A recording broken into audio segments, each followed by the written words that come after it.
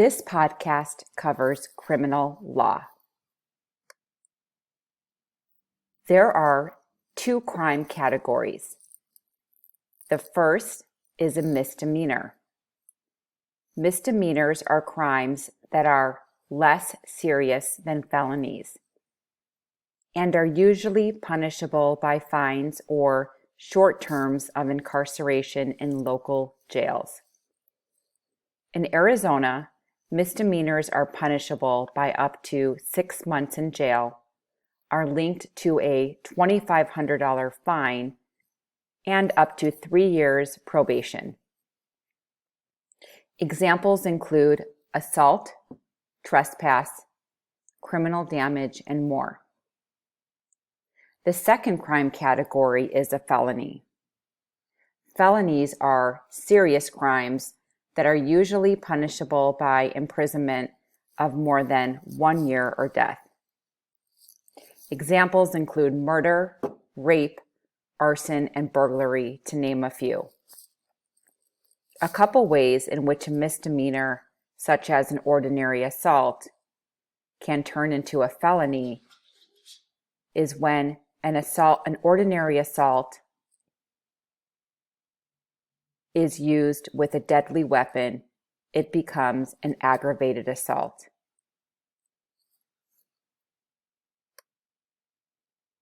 In this slide, you see examples of misdemeanors such as DUI, interference with judicial procedure, assault, trespass, criminal damage, etc.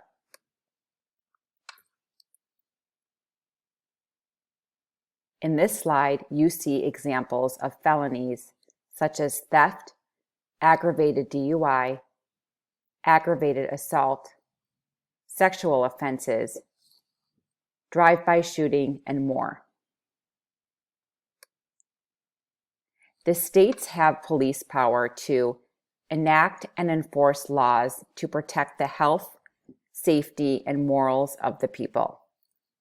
The right of the states to make laws governing the safety, health, welfare, and morals is derived from the 10th Amendment, which states that the powers not delegated to the United States by the Constitution, nor prohibited by it to the states, are reserved to the states respectively or to the people. Police power is usually exercised when state legislatures enact statutes, and they also delegate much of their police power to counties, cities, towns, and villages. In 2020, the state's police powers have been a hot topic in the news following the death of George Floyd in May. President Trump threatened to send the U.S. military into states which saw police protests and often violence. But the mayors of some cities and state governors questioned the president's rights to do so against their wishes because these cities and states believed that they had the right to handle their violence on their own pursuant to their police powers.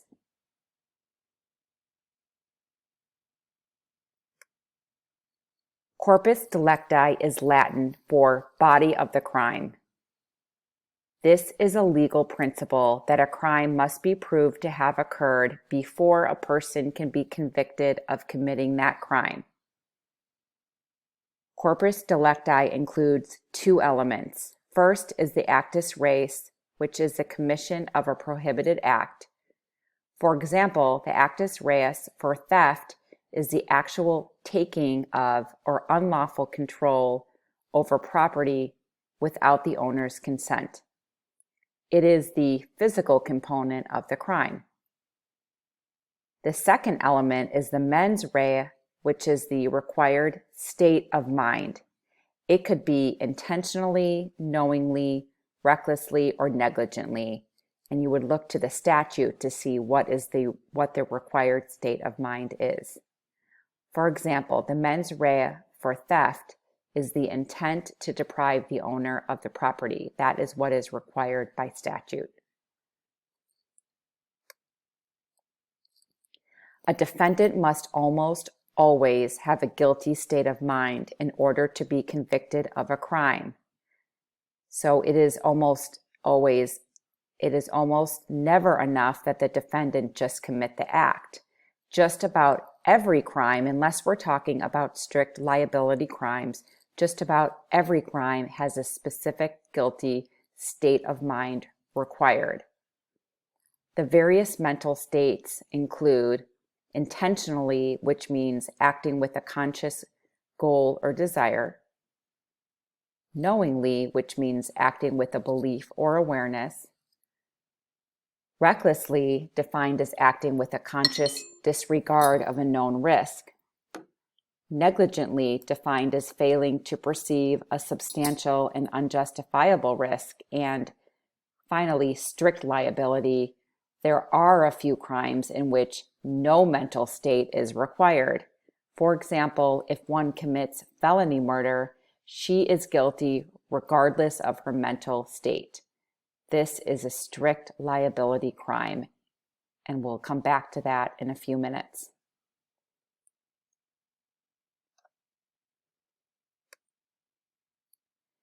Negligent homicide is defined as causing the death of another by creating an unreasonable risk. Professional negligence is an example of negligent homicide. This might occur where a doctor fails to follow standards of hygiene expected by society and his profession. When this breach of professional conduct causes a deadly infection, for example, in a patient, it can be argued that the doctor's negligence led to the patient's death. The doctor, in that case, might lack malice and intent, but is otherwise responsible due to his negligence. Vehicular negligence is another example of negligent homicide. Vehicular negligence is negligence in the operation of any motor vehicle from cars to boats and planes, which can result in the accidental death of others. Intoxication may be negligent homicide when excessive intoxication results in the unlawful killing of the victim, but there is a low assumption of mens rea as the accused lacks the malice and intent to harm the victim. The individual may be found negligent if his intoxicated state contributed to unsafe circumstances, as his recklessness is assumed to be atypical behavior and a deviation from the conduct of a reasonable person. Therefore, it would be considered, and such an intoxicated state would lead to a charge for negligent homicide.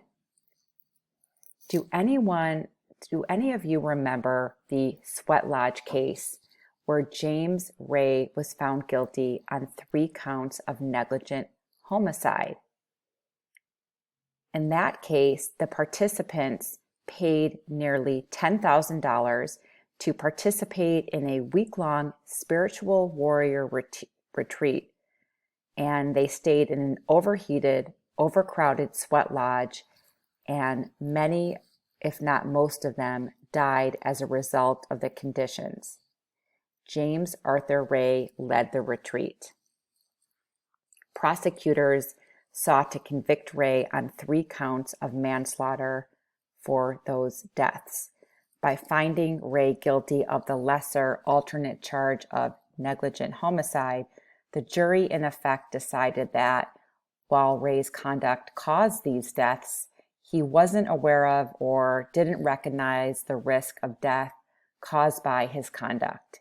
So in that case, the manner in which he ran the sweat lodge.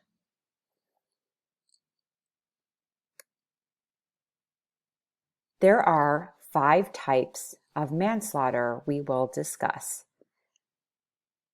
The first is reckless killing. The second is heat of passion. The third is aiding suicide. Fourth is coerced killing under duress. And the fifth is killing an unborn child by injuring the mother. Conrad Murray. You may recall Conrad Murray was a personal physician of Michael Jackson at the time of the singer's death in 2009. Murray was found guilty of involuntary manslaughter for improperly administering the anesthetic drug that led to Jackson's death and later served 2 years of a 4-year prison sentence. Other examples of involuntary manslaughter include, let's say Eddie Hothead gets into a drunken argument in a saloon with his acquaintance Bob Bonehead, and Hothead hits Bonehead over the head with a beer bottle, causing internal bleeding and death. This would likely be deemed to be a reckless killing and thus manslaughter. Another scenario is Brent Bergel sneaks into a warehouse intent on theft and is surprised by a security man whom Bergel knocks down a flight of stairs, killing him. Notice in this case there is no murder weapon, which is why an involuntary murder charge is likely instead of first-degree murder, which is first-degree murder would be more likely where there is an actual murder weapon. In this scenario here, it would probably be considered a reckless killing. If either man had used a gun, a murder charge would be more likely, since in that case, one of the men would have brought a deadly weapon to use in the crime. Third, let's say that Lenny Leadfoot drives 70 miles per hour on a twisting mountain road, goes off a cliff, and his passenger is killed in the crash. Leadfoot can be charged with manslaughter. This would also be considered a reckless killing. And finally, the immediate rage in finding a loved one in bed with another, followed by a killing before the passion cools, usually limits the charge to manslaughter and not murder. Of course, if there were prior attacks, if the defendant had committed prior attacks, then in that case, a defense attorney might be convinced in that case that defense was not justified and that the killing in that case was premeditated.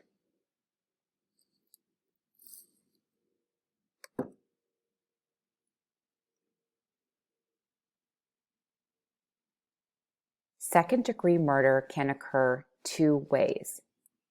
First is causing the death of another with either the intent to cause death or knowledge that death or serious physical injury would occur. Another way is acting with extreme indifference to human life, and this is often referred to as the malignant heart. You might recall the case from 2013 from the news involving George Zimmerman, who was acquitted of second-degree murder and manslaughter. Zimmerman was acquitted of these charges related to his shooting of Trayvon Martin. He was a 17 unarmed black teenager when Zimmerman shot and killed him in a gated Florida community where Martin's father lived. So Zimmerman had claimed he shot Martin in self-defense during a scuffle. Zimmerman had faced charges of second-degree murder and manslaughter in the case, which also shed light on Florida's Stand Your Ground law.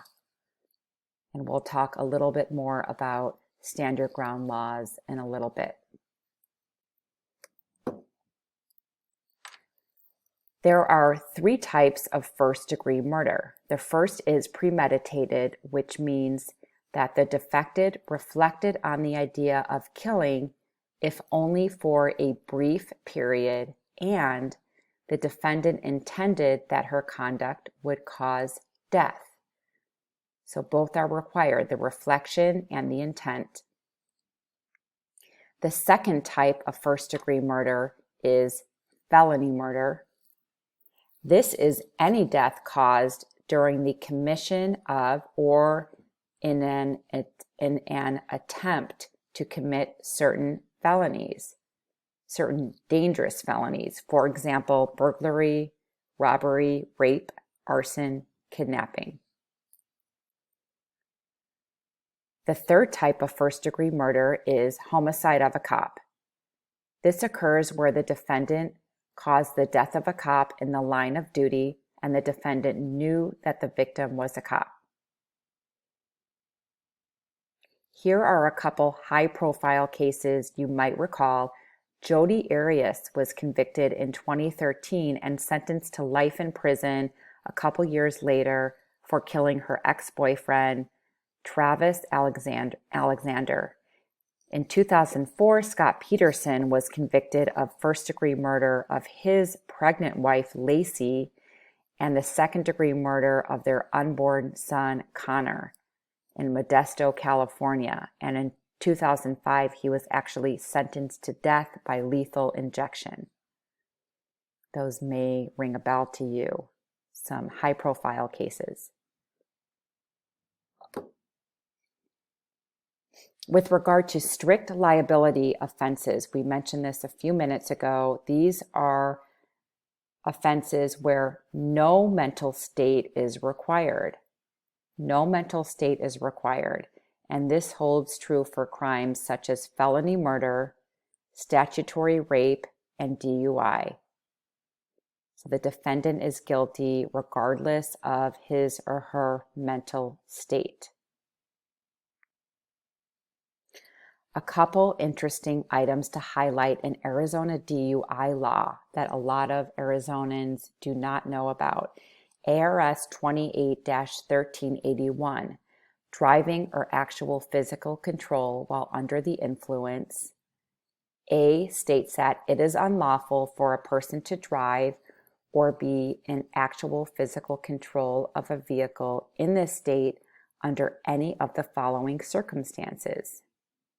And Part 1 states, while under the influence of intoxicating liquor, any drug, a vapor-releasing substance containing a toxic substance, or any combination of liquor, drugs, or vapor-releasing substances, if the person is impaired to the slightest degree.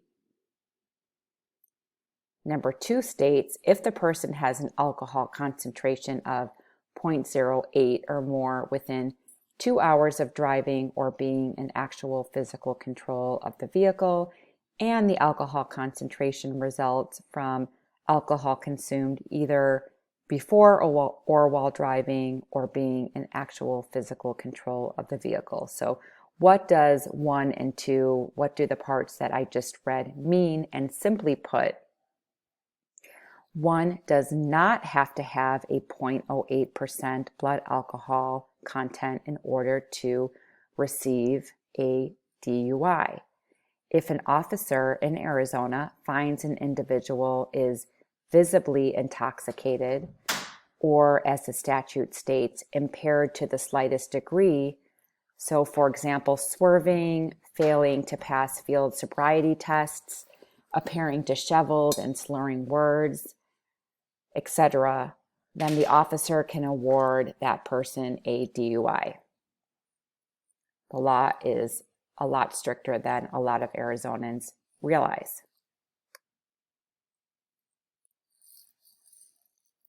Parties to a crime include principals and accessories. An accomplice is one who aids, counsels, or encourages the principal before or during the commission of the crime. An accomplice is criminally liable for the conduct of the other person. An example of aiding could be helping the defendant flee from the scene, hiding the defendant, or hiding evidence. The mere presence of a defendant at the scene of a crime, together with knowledge a crime is being committed, is insufficient to establish guilt. Inchoate offenses are underdeveloped or unripened offenses. These offenses are preparatory offenses and refer to activity or steps directed toward the completion of a crime. Inchoate offenses include attempt, solicitation, and conspiracy, which we will talk about in some detail next. Attempt requires, first, an intent to engage in criminal conduct, and second, the performance of an act that constitutes a substantial step toward the completion of the offense. Note that the attempt usually merges into the targeted crime once the crime is completed. So, for example, a person who is successful in an attempt to commit murder is often guilty of murder.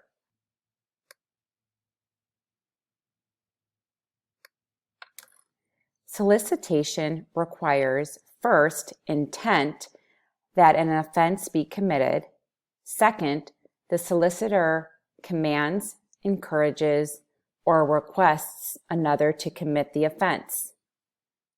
The solicitation is complete when the request or enticement to complete the offense is made. It is immaterial whether the solicitee agrees to commit the offense.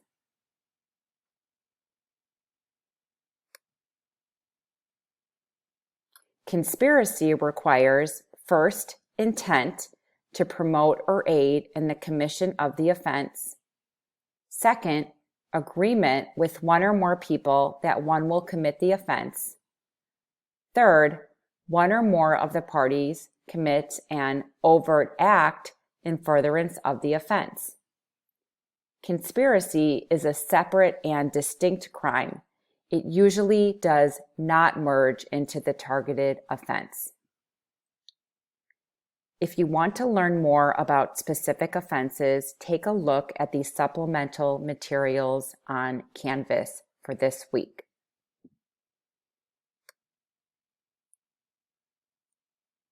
We are now going to turn to discuss defenses.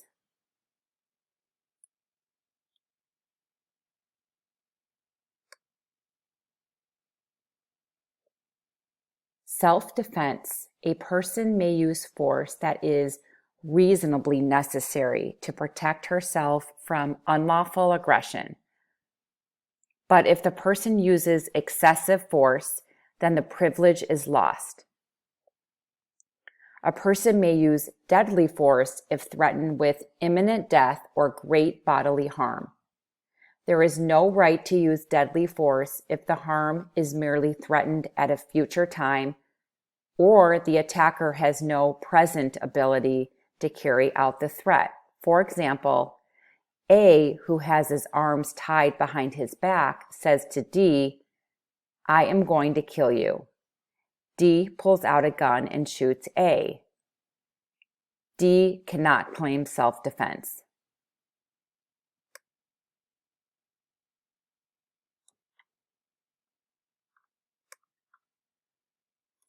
Is intoxication a defense?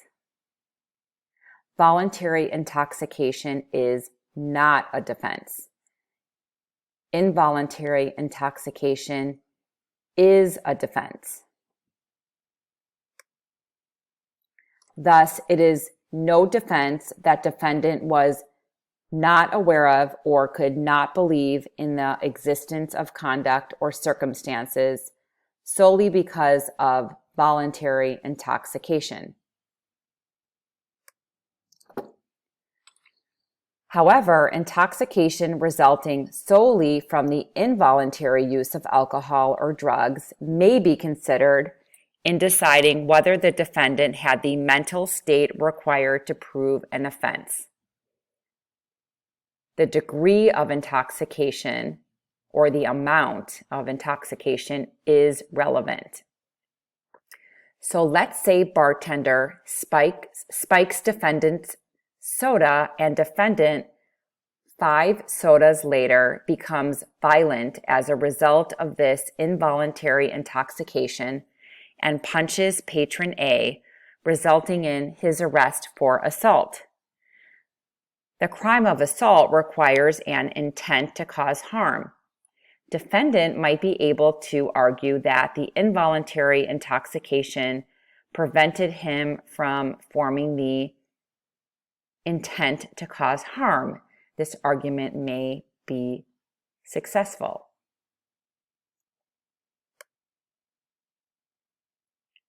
The defendant may be found guilty except insane if defendant was afflicted with a mental disease or defect of such severity that she did not know the act was wrong.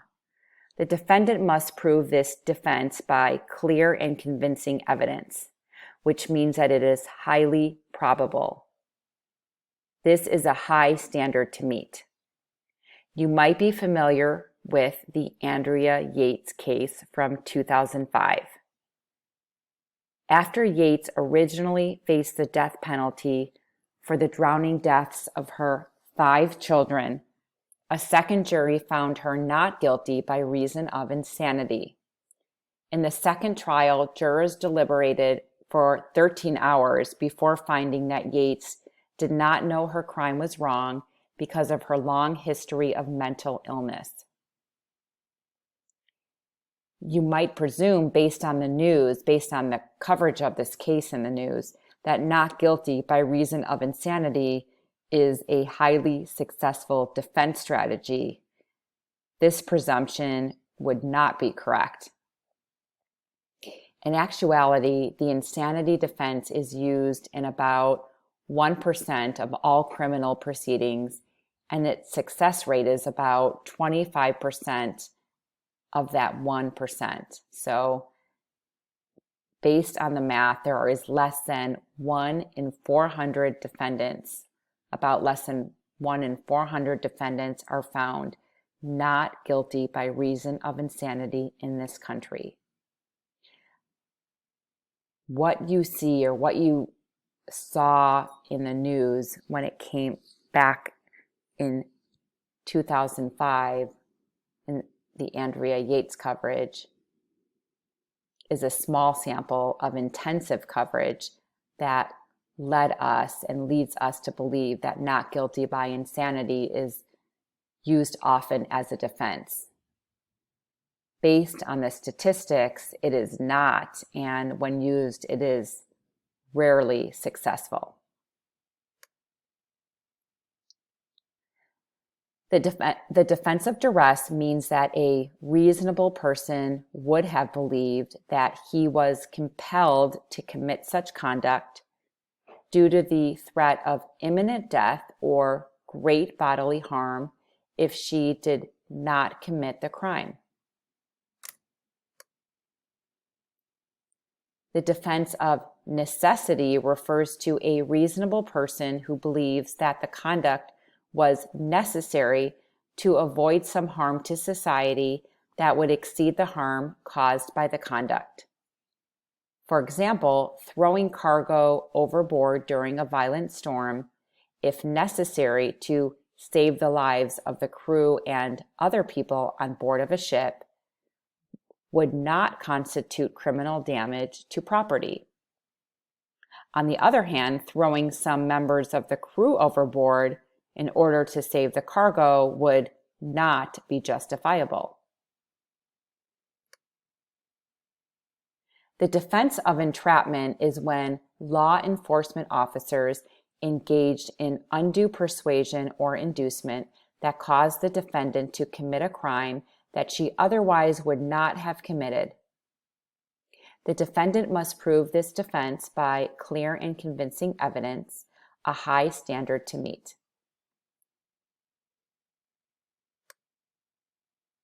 Mistake of fact is a defense if it negated the requisite mental state. Note, mistake of law is not a defense. For example, Adam, hunting in the woods, shoots at what he reasonably believes to be a deer. In fact, it is Bob who is killed. Adam's mistake of fact shows that he did not have the state of mind required for murder. A defendant may claim the defense of infancy if she is under the age of 14, unless there is clear proof she knew conduct was wrong.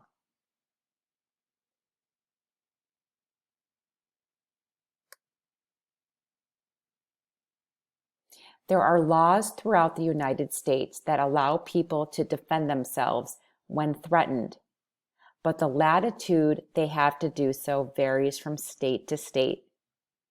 Many states have enacted stand your ground laws that remove any duty to retreat before using force in self-defense. It is important to understand that even states that have stand your ground laws, certain restrictions apply when it comes to using force in self-defense. For example, they may require that the threat of perceived harm is objectively reasonable. Arizona has a stand your ground law, and you can view this at ARS Section 13-411.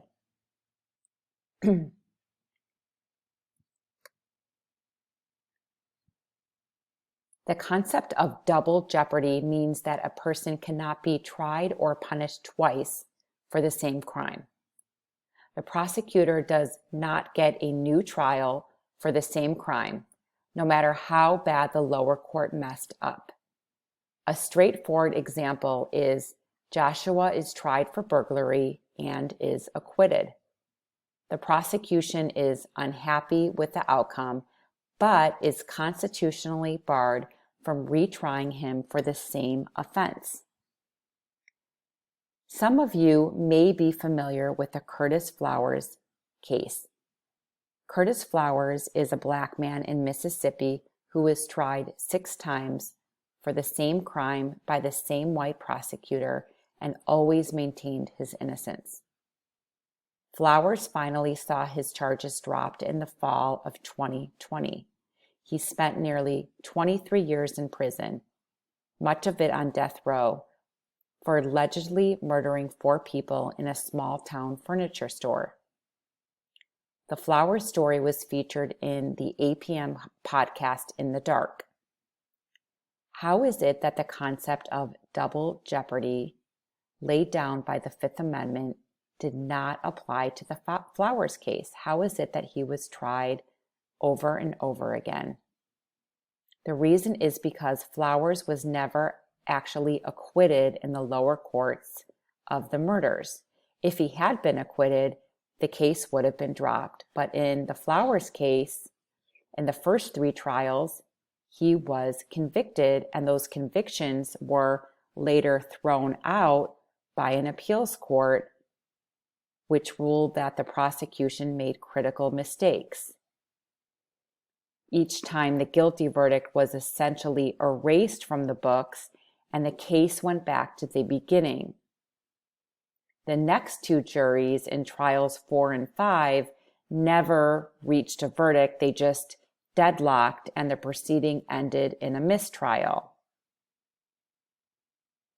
After each one of these first 5 trials, the prosecutor could have just dropped the murder charges against Flowers, but chose to try Flowers again and again and again.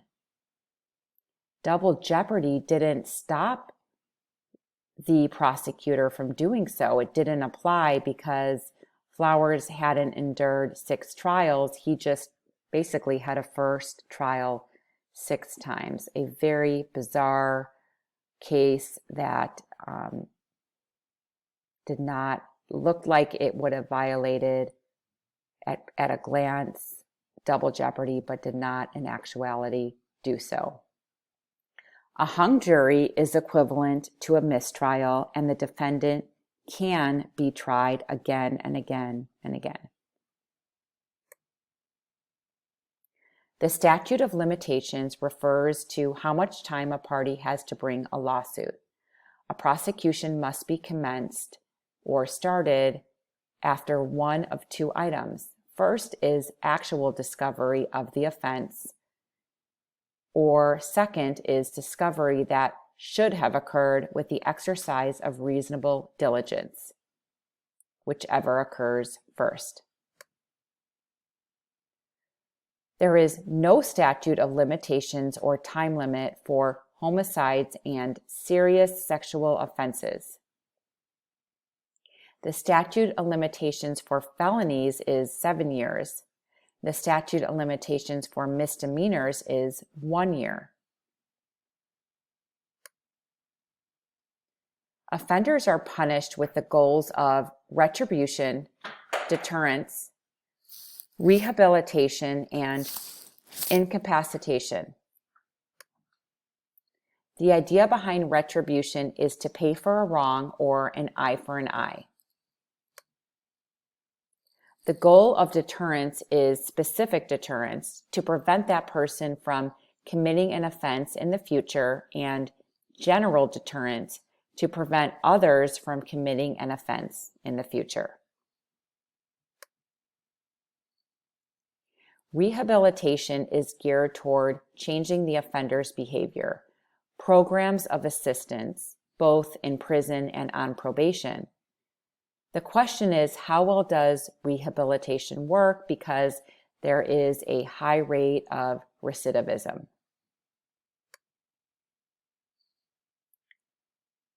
Punishment of offenders achieves incapacitation. The offender is not in society to commit more crimes.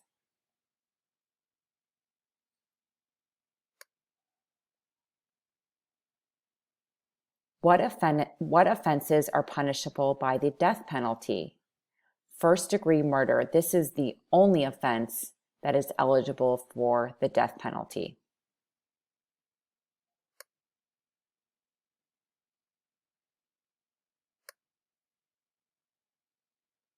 The death penalty has a two-stage bifurcated trial process, which includes, first, the jury determines guilt or innocence, and second, the jury determines punishment. Stage 1 is the trial to determine guilt or innocence. Stage 2 is the sentencing to determine punishment, life in prison, or death. The Arizona Supreme Court must review an appeal in a case in which a defendant received the death penalty. The Arizona Revised Statutes state that the Supreme Court shall review all death sentences. On review, the court shall independently review the trial court's findings of aggravation and mitigation and the propriety of the death sentence. And this concludes our podcast for criminal law.